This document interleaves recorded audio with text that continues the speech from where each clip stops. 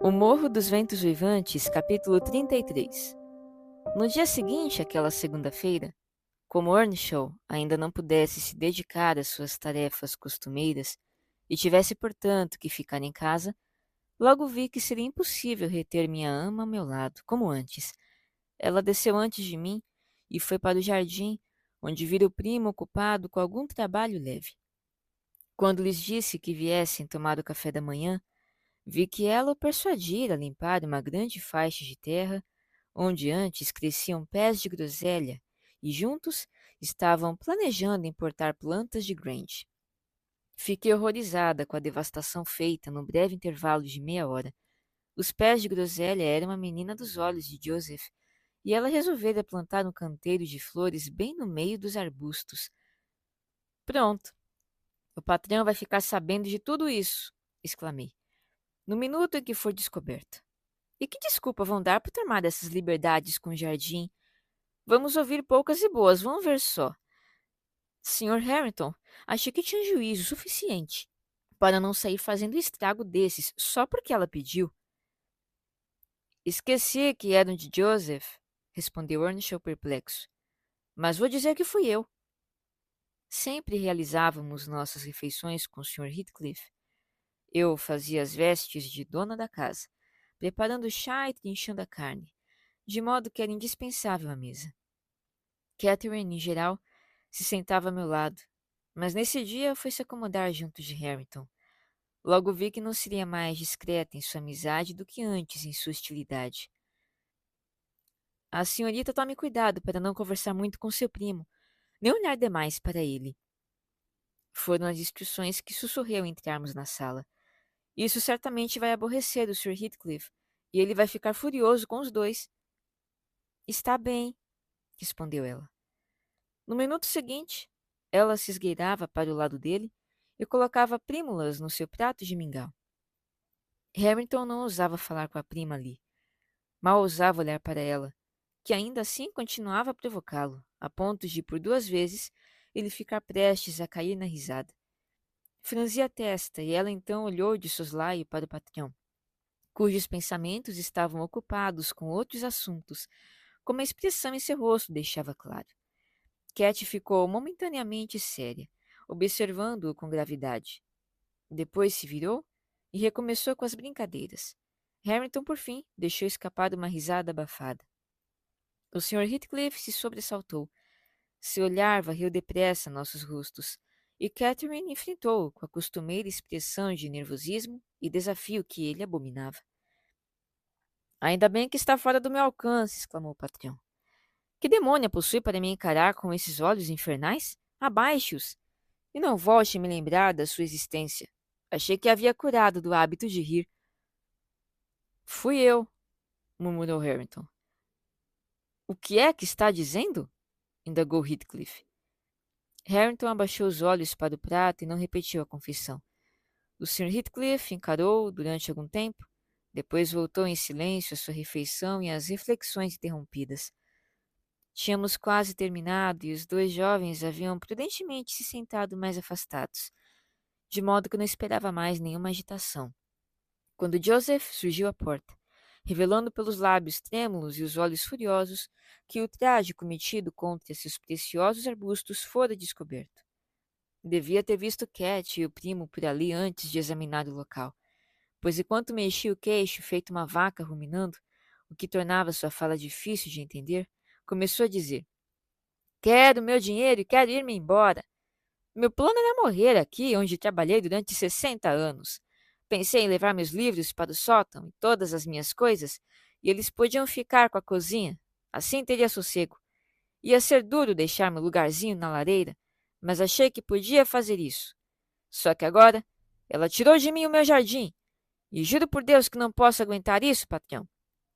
O senhor pode aceitar o jugo se quiser, mas não estou acostumado, e um velho custa se habituar a novos fardos. Prefiro ir ganhar meu pão, trabalhando na estrada. Pare com isso, velho idiota, interrompeu Heathcliff. Vá direto ao assunto. Qual é o problema?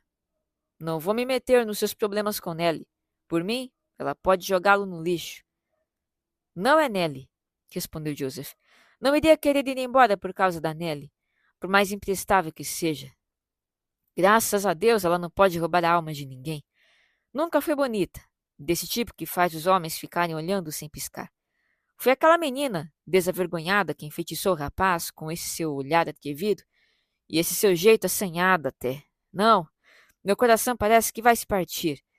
Ele esqueceu tudo o que fiz por ele e ensinei a ele, e foi lá e arrancou uma fileira inteirinha de pés de groselha, os mais bonitos do jardim, e rompeu em novas lamúrias, abatido pelo sentimento de ter sido ultrajado, pela ingratidão de Earnshaw e pelos perigos que o rapaz corria. Esse velho tolo está bêbado? Indagou Sir Heathcliff. Harrington, o problema é com você? Arranquei 2 ou 3 arbustos, respondeu o jovem, mas vou plantá-los de volta.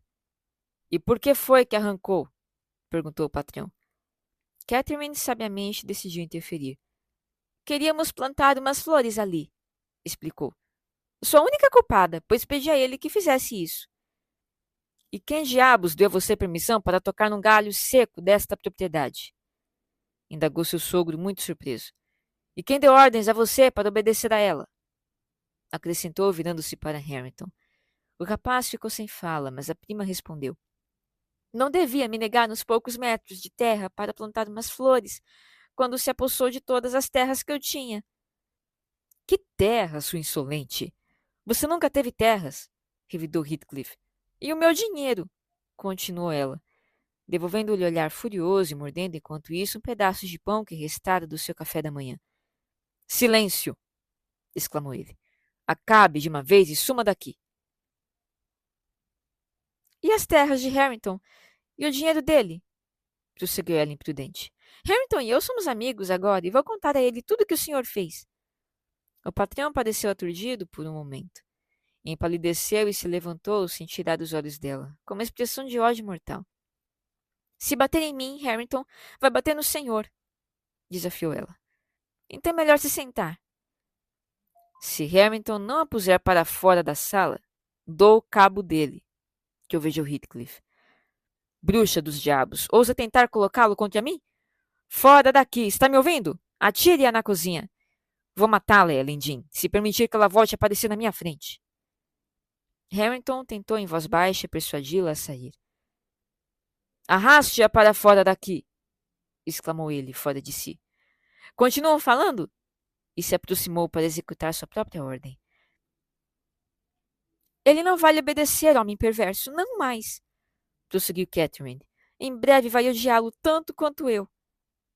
Pss, pss, murmurou o jovem em tom de repreensão. Não quero ouvi-la falando assim com ele, já chega. Mas não vai deixar que bata em mim, vai? Exclamou ela. Por favor, sussurrou ele com fervor. Era tarde demais, Heathcliff já agarrara. Agora, suma daqui você, ordenou Earnshaw. Bruxa maldita, desta vez me provocou até o limite e vou fazer com que se arrependa disso para sempre. Tinha a mão no cabelo dela. Harrington tentou soltar seus cachos, pedindo-lhe que não a machucasse daquela vez. Os olhos negros de Heathcliff flamejavam. Ele parecia prestes a fazer Catherine em pedaços. E eu já estava pronta para correr todos os riscos e ir em seu socorro, quando de repente seus dedos relaxaram.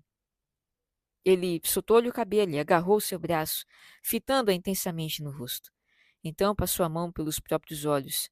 Ficou parado um momento, aparentemente para recobrar a compostura, e virando-se outra vez para Catherine, disse com calma fingida. Você tem de aprender a não me provocar. Um dia desses acabo matando-a mesmo. Vá com a senhora Jean. Fique com ela e despeje a sua insolência nos ouvidos dela. Quanto a Harrington, Earnshaw, se eu ouvir dando atenção a você, vou mandá-lo procurar seu pão onde possa consegui-lo. Seu amor vai fazer dele um pária e um mendigo. Nelly, leve-a daqui e deixe-me em paz, todos vocês. Deixe-me em paz.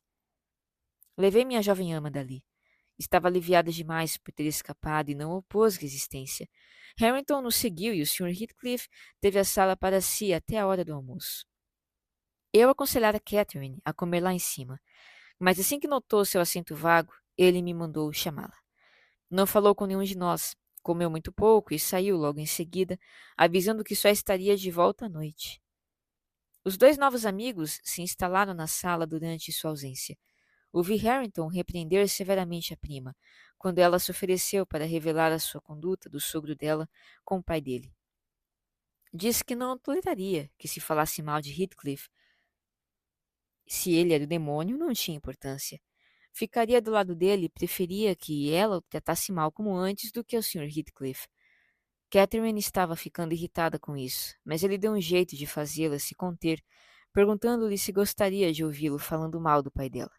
A moça então compreendeu que Earnshaw zelava pela reputação do patrão e estava ligada a ele por elos mais fortes do que a razão, correntes forjadas pelo hábito, e seria cruel tentar quebrá-los. Ela demonstrou compaixão, portanto, evitando queixas e expressões de antipatia por Heathcliff, e me confessou lamentar ter tentado envenenar as relações entre ele e Harrington. De fato, acho que nunca mais pronunciou uma sílaba contra seu opressor na presença dele.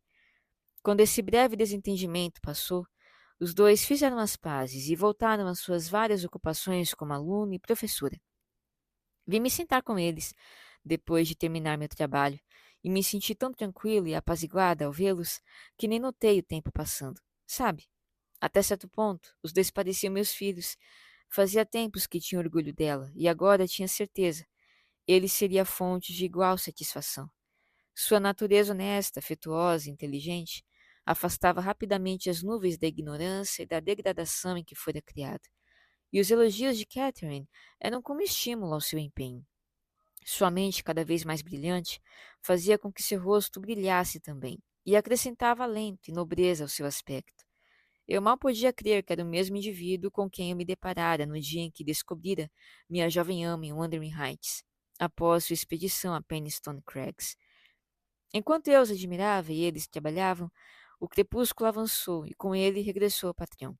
Chegou de modo inesperado, entrando pela porta da frente, e se deparou conosco, os três ali, antes que pudéssemos levantar a cabeça e olhar para ele. Bem, refleti, não poderia haver cena mais agradável e inofensiva do que esta, e seria uma vergonha repreendê-los. O clarão do fogo iluminava suas belas cabeças e revelava seus rostos animados com o interesse ardente de duas crianças, pois embora ele tivesse 23 anos e ela 18, tinham tanta coisa nova para sentir e aprender que nenhum dos dois experimentava ou demonstrava sentimentos de maturidade mais sóbria e desencantada. Ergueram os olhos ao mesmo tempo, deparando-se com o Sr. Heathcliff. Talvez o senhor nunca tenha notado que os olhos dos dois são muito parecidos, e que são os olhos de Catherine Earnshaw. A atual Catherine não tem mais nenhuma semelhança com a mãe, exceto a testa larga e um certo arqueamento do nariz, que a faz parecer bastante altiva, independentemente de sua vontade. Em Harrington, a semelhança é maior, singular, de modo geral, e naquele momento era particularmente impressionante, porque seus sentidos estavam alertas e suas faculdades mentais despertas, numa atividade a que não estava acostumado. Creio que foi essa semelhança que desarmou o Sr. Heathcliff. Ele foi até a lareira, tomado de evidente agitação, que no entanto logo diminuiu, quando fitou o rapaz, ou antes modificou-se, pois ainda estava ali. Tirou o livro de sua mão, olhou para a página aberta e devolveu sem acrescentar qualquer comentário. Apenas fez um gesto para que Catherine se fosse. Seu companheiro não se demorou ali. Depois disso, eu também estava prestes a me retirar, mas ele me pediu que ficasse. É um desfecho infeliz, não é? Observou, após refletir por algum tempo sobre a cena que acabava de testemunhar. Uma conclusão absurda para os meus violentos esforços. Movo céu e terra para demolir as duas casas, treino para ser capaz de trabalhar como Hércules, e quando está tudo pronto e nas minhas mãos, descubro que a vontade de tirar uma telha que seja de cada telhado se foi. Meus velhos inimigos não me derrotaram. Agora seria o momento exato de me vingar nos seus descendentes. Eu poderia fazer isso e ninguém iria me deter. Mas de que adianta? Não tenho mais vontade de desferir o golpe. Não quero ter o trabalho de levantar a mão. Parece até que me empenhei esse tempo todo só para exibir um belo traço de magnanimidade. Longe disso. Perdi a capacidade de me alegrar com a destruição deles e sou preguiçoso demais para destruir por destruir. Nelly, há uma estranha mudança se aproximando. Encontro-me em sua sombra neste momento.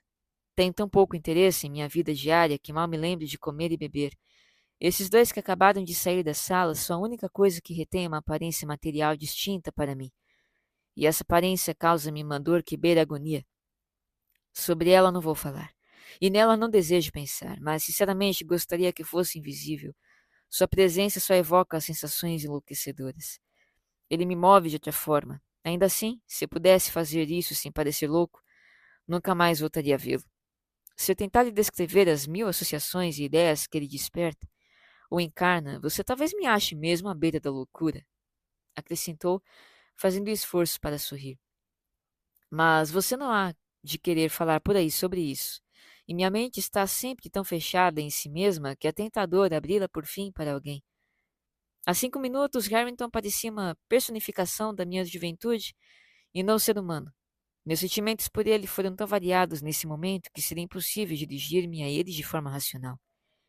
Em primeiro lugar, sua impressionante semelhança com Catherine o associou terrivelmente a ela. Isso, porém, que você talvez suponha ser a força maior a dominar minha imaginação, é na verdade menor, pois o que não está para mim associado a ela, e o que não me faz recordá-la. Não posso olhar para este chão, pois seus traços estão impressos nas lajes, em cada nuvem, em cada árvore, enchendo o ar à noite, e vislumbrada em cada objeto de dia. Estou cercado pela sua imagem.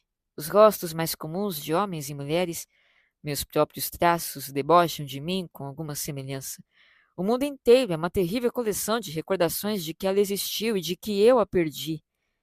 Bem, ver Harrington foi como ver o fantasma do meu amor imortal, de minhas desesperadas tentativas de defender meus direitos, da minha degradação, do meu orgulho, da minha felicidade e da minha agonia. Mas é uma insanidade repetir a você esses pensamentos.